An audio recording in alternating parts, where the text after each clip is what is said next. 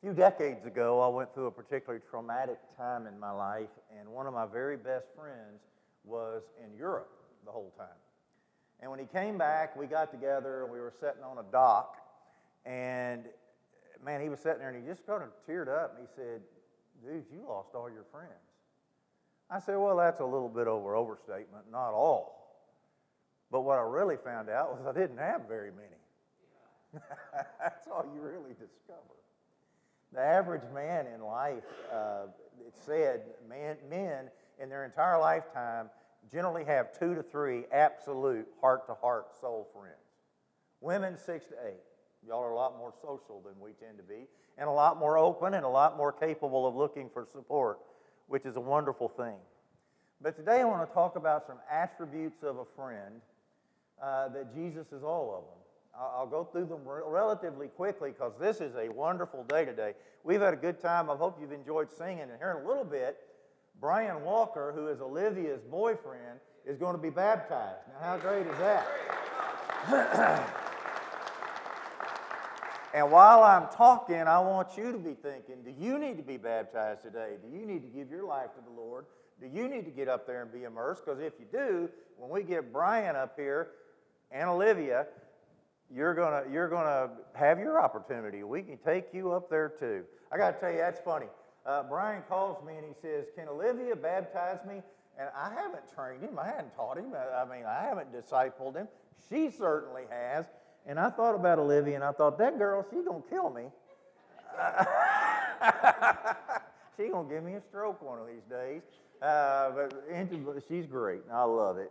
All right, 10 characteristics of Jesus being a friend. Now, I'm going to go relatively quickly because we've done a lot today.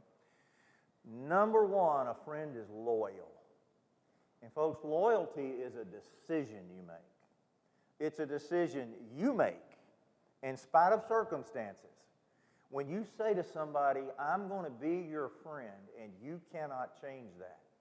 I will be here for you. I'm going to love you when you're unlovable. I'm going to like you when you're not likable. When you push me away, I'm coming back. That's the kind of friend I'm going to be to you. It's my decision, and it's not circumstantial. That's what Jesus does for us. That's hard for us, isn't it? Because sometimes we want a reciprocal relationship. It's, well, I'm giving too much to this relationship. That's like the old thought that marriage is 50-50. If you believe that, you ain't never been married. I don't know any day that it's 50-50. You're always changing those numbers up a little bit. But Jesus is always loyal. Jesus said, "Greater love has no man than this, than lay down his life for his friends." You don't have to ask, you don't have to say to anybody, "You know, Jesus would die for you." He did. He's absolutely loyal. Loyal to the point of death and after death, and he's loyal to you today. A true friend is sacrificial.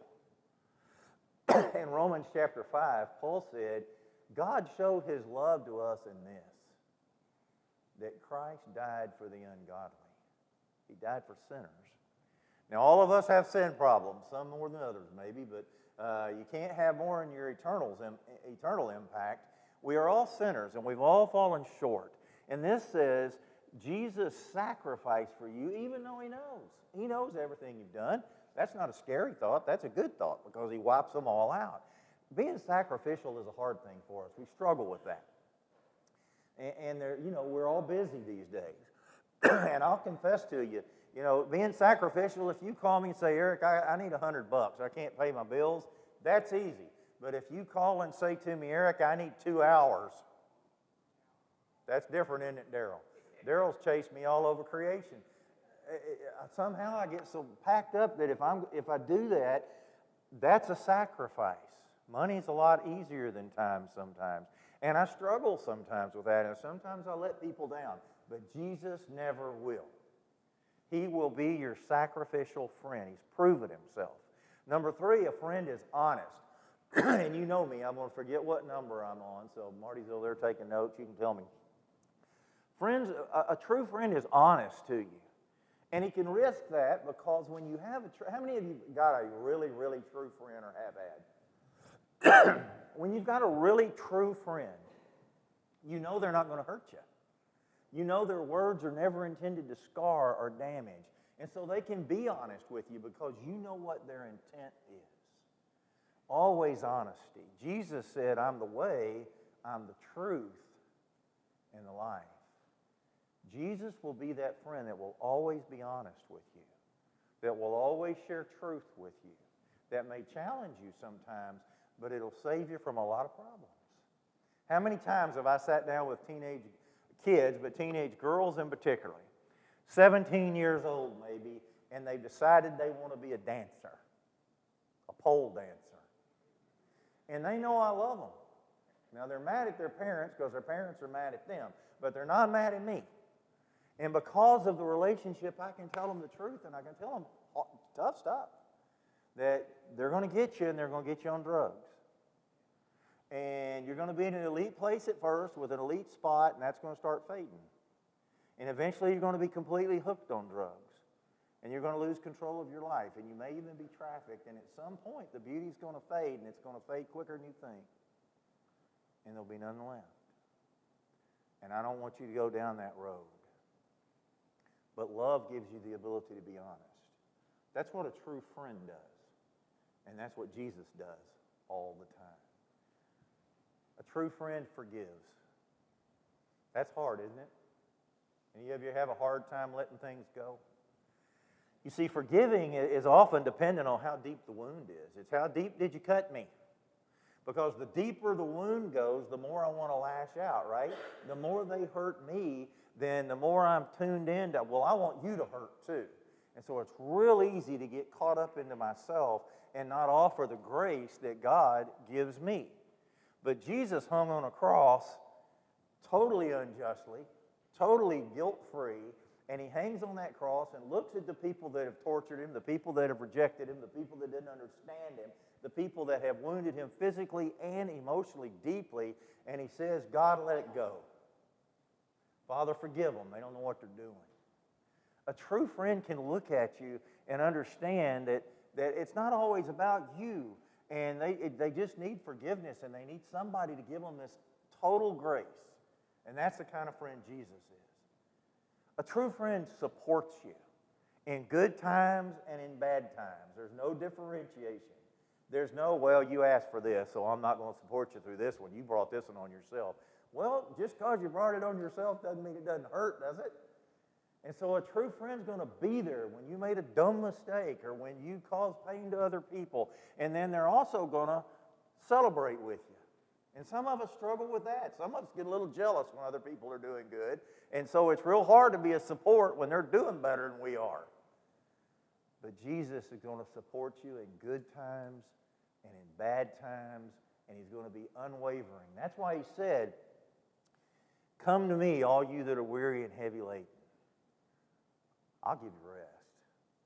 And I taught you already, take my yoke upon you means take my teaching upon you. That's why he said, and learn of me. You come to me, listen to me, I'll give you rest. That's his promise. I'll support you. A true friend understands you. They make a study out of you. That's what Jesus does. He knows you're not like anybody else. He knows you've made up DNA-wise different than anybody else on the planet that's alive or ever lived. He knows you down to the DNA. And he supports you. See, knowledge of somebody should move to empathy. And empathy should move to compassion. And compassion should move to standing beside somebody. That's what Jesus does. Jesus dealt with people according to knowledge. He'd see a woman that's been bleeding for 12 years. Now, in that culture, that means she's been unclean for 12 years. Nobody can touch her. Nobody can get around her. Nobody can be in a room with her. And he sees more than the physical stuff. He sees the brokenness in her. Jesus was able to look at a leper and realize that they're so rejected and nobody touches them, and he would touch them. He's capable of looking at a beggar and seeing the pain that they feel day after day after day, just begging. A true friend knows you and wants to know you and wants to differentiate how they treat you. That's what Jesus does as a friend. A true friend wants to encourage you. How many of you want to be an encourager? Yeah, we need encouragers in the world. This is the saddest thing I've ever seen. Do you know why most elders quit elding? That's a new word I just made up. You know why elders quit elding? Because they've been so beat up with the church they can't take it anymore. That's the truth. You know why most preachers quit preaching? Because they've been so discouraged by the church that they can't drag themselves out of bed. Folks, we are intended to encourage one another. How many of us knew old Sard? Left side Sard, right there. Most encouraging man I ever knew. Best friend in his 90s to our junior high little girl. And old Sard, man, he's been around forever. A leader in the church forever. A servant forever. And I asked him in his living room one day, Sard, I know that I am just a wild-eyed liberal to you. Why are you so nice to me? He said, well, I thought the Bible said we're supposed to encourage each other. I said, well, that's good enough for me, brother. Okay. Jesus said, in this world you'll have trouble, but have peace because I have overcome the world.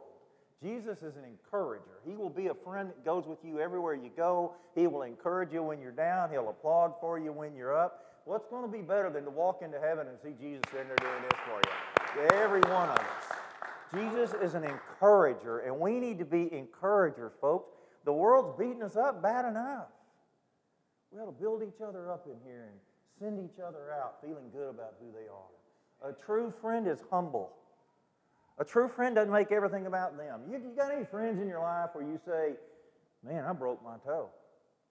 Well, I broke all 5 of mine one time. Well, all right. Well, I had my gallbladder out. Well, I had mine out too, and they took it out through my ear because that's the only way they get there. It's like, dude, come on. Just help me here. A true friend is humble like Jesus who will get down and wash feet. Do you know who that is washing feet? That's God who can fling stars with his hands. And he's washing feet. And he doesn't make everything about him. I want to let you in on a secret. I doubt that anybody in the world today woke up saying, I want to make your day miserable. So get over it. You ain't that important. Just be a little bit humble in your life. That's what Jesus is. He's humble. And he just wants to help. A true friend is patient. You ever have a hard time with patience? Yeah. You know why you're usually impatient with somebody? Because you got bad expectations. You know, you look at your 17-year-old kid and you expect them to act like they're 32. You didn't. Why should they? So have some patience with each other. Like Jesus, who was always encouraging his apostles. All right, fellas, I'm going to send y'all out to preach. I know you ain't never preached before. I know you're a little bit scared. I know I could preach better than you if I went and did it myself, but I'm trying to leave y'all here to take care of things. So you fellas go on out there and do a good job. Well, they come back and they got all sorts of stories, and some of them said, man, they wouldn't even listen to us at all. Can we just call down fire from heaven and kill them all? Now, you would think Jesus might say, I better pick me some new apostles. But he's patient because when he looks at Peter, he doesn't see a rash fellow that's always got an answer. He sees a fellow that in a few decades is going to be crucified upside down on a cross because he's not worthy to be crucified like his Lord. Be patient with people. Peter said God's not slack or late concerning his promises the way we think of late, but God is patient. He didn't want anybody to perish. So he's just waiting on his second coming so more people will be saved. Be patient. You don't like where your kids are? Give them time. They'll get there. You don't like where your marriage is? Be patient. Keep loving. You love them. Don't worry about what they do to you. Watch what happens. Patient. And last, this is number 10, isn't it? I did good, huh? This is number 10. A true friend is reliable. Reliable. You can call them in the middle of the night, and here they come. You can say, I messed up, I got to get a loan somewhere, and they'll give it to you. You can say, I'm broken, I really screwed up, and I need somebody to talk to, and they'll come. Here's what Jesus said, the greatest friend that's ever lived. I will be with you always to the end of the world. There's no other friend like Jesus. I want to be a friend to everybody I know, but I mess up. I mess up. With my best intent, I mess up. But I want us to know, and everybody listening, and y'all keep sharing these lessons because folks are listening to them. Jesus will never let you down. All of those characteristics, He will do them perfectly. The friends you've always wanted, you've got. The place where you can say anything you want to say, where you can feel anything you want to feel, where you can think anything you want to think. The place where you can stand up and shout, and get on your knees and pray, whatever, Jesus is all of it. He's the perfect Savior. Now what we're going to do is we're going to ask Brian Walker to come up here. Olivia, you can come too. You got family here with you, you can bring them up too. Y'all can sit on the front row. That way you got a front row seat. I want to ask y'all to come up. If I got anybody else today that wants to be baptized, wants to give their life to Christ, you come up too. We'll take care of that today. Now, you know it takes a little bit to get ready to baptize folk. And so we got a couple songs for y'all to listen to. And you can walk around and do your, I love this because Melissa doesn't like it. You can do your hug and howdy time. You can walk around and pray with each other. You can hug on each other. Give somebody some love. Give somebody a high five. Whatever you got to do while we're getting ready. And when we're ready, you'll see us up in there. And then Sherry will close us at the end of that. But we've got songs ready to roll. Come on up. I want to take your confession before we get in the water. Let's go. Come up and do that.